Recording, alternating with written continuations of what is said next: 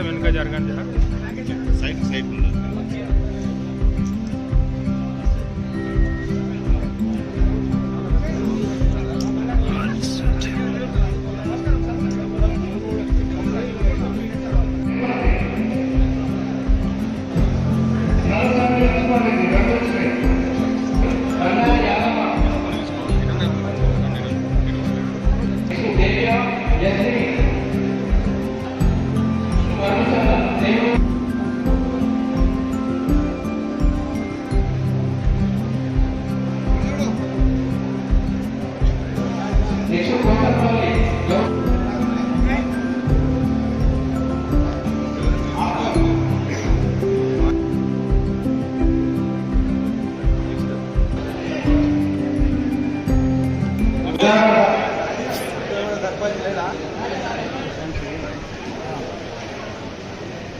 పెద్దలు, పార్టీ పెద్దలు, నాయకులు, కార్యకర్తలందరూ కూడా నమస్కారం.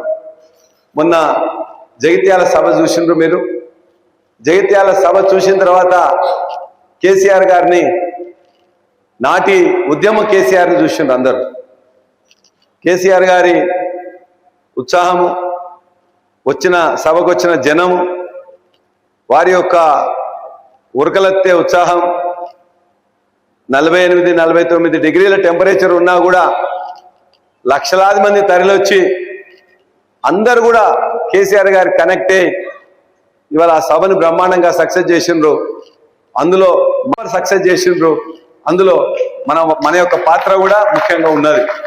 కేసీఆర్ గారు కూడా జనగామ టీం బాగు చేసిండ్రని, జీవన్ రెడ్డి గారు కానీ, అక్కడ ఉన్న వసంత గారు కానీ మనందరికీ కూడా ధన్యవాదాలు తెలియజేసిండ్రు. వారికి మరొకసారి మీకు తెలియజేస్తా ఉన్నాం. రెండవ అంశం, నిన్ననే కాళేశ్వరం మీద హైకోర్టు తీర్పు వచ్చింది. ప్రెస్ మిత్రులందరూ కూడా నేను ఇంతకుముందు 2-3 సార్లు ఇక్కడే మాట్లాడినాం. కాళేశ్వరం అనేది ఒక్క మేడిగడ్డ కాదు. కాళేశ్వరం మీద 1,00,000 కోట్లు పెట్టలేదు. కాళేశ్వరం మీద అనేక రిజర్వాయర్లు ఉన్నాయి, అనేక పంప్ హౌస్లు ఉన్నాయి, వేలాది కిలోమీటర్ల కాలువలు ఉన్నాయి. అదేవిధంగా పెద్ద పెద్ద పంపింగ్ స్టేషన్స్ నడపడానికి కావాల్సిన సబ్స్టేషన్స్ ఉన్నాయి. 100 కిలోమీటర్ల పొడుగున టన్నెల్ ఉన్నది. ఇవన్నీ కలిపే సమాహారం కాళేశ్వరం. ఒక కాళేశ్వరం అంటే మేడిగడ్డ ఒక్కటి కాళేశ్వరం కాదు.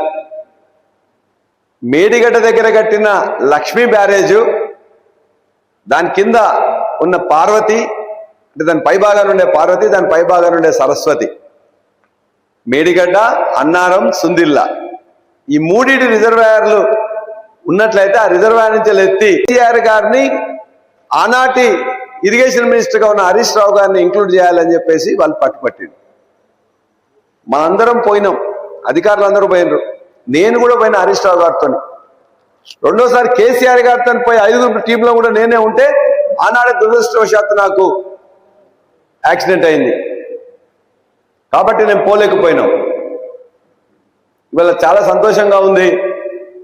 కేసీఆర్ గారు, హరీష్ రావు గారు, వారితో పాటు ఇంకొక 100 మంది ఉన్నారు. వాళ్ళందరి మీద కూడా సాక్షులుగా పిలిచింది పీసీ ఘోష్ కమిషన్. సాక్షులుగా నువ్వు వచ్చి ఇక్కడ నీకేమన్నా తెలుసా చెప్పమని చెప్పింది. ఆ సాక్షుల్నే వాళ్ళు ఏం చెప్పిండ్రు, పీసీ ఘోష్ డైరెక్ట్ గా నువ్వే దోషి అని చెప్పేసి డిక్లేర్ చేసేసిండు.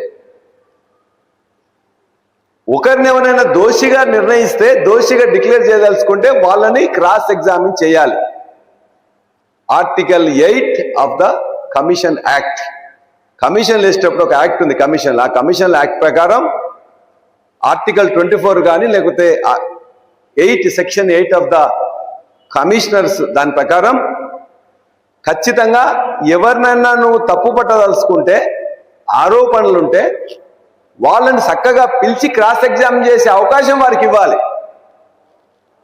వారికి ఇవ్వకుండా కేసీఆర్ గారు ఏకపక్షంగా నిర్ణయం తీసుకున్నారు, హరీష్ రావు గారు నిర్ణయం తీసుకున్నారు, అధికారులు నిర్ణయం తీసుకున్నారు, ఐఏఎస్ ఆఫీసర్ నిర్ణయం తీసుకున్నారని చెప్పేసి పీసీ ఘోష్ అనే అతను కామెంట్ సిస్టమ్ వచ్చేట్టు చేసిండు.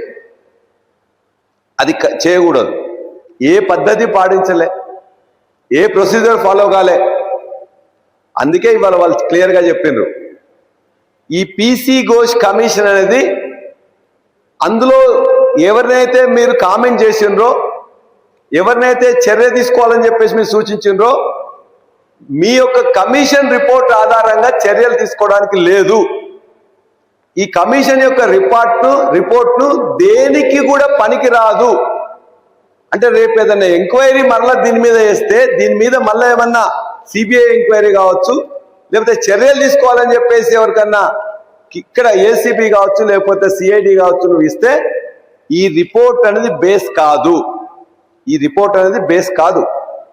మీరు చెప్పింది తప్పు. వీళ్ళు ప్రొసీజర్ ఫాలో కాలే, ఇష్టం వచ్చినట్టు కామెంట్ చేసిండ్రు.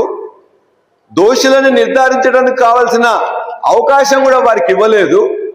అనవసరంగా వాళ్లకు వేరే విధంగా దురుద్దేశాన్ని ఆపాదించిండ్రు.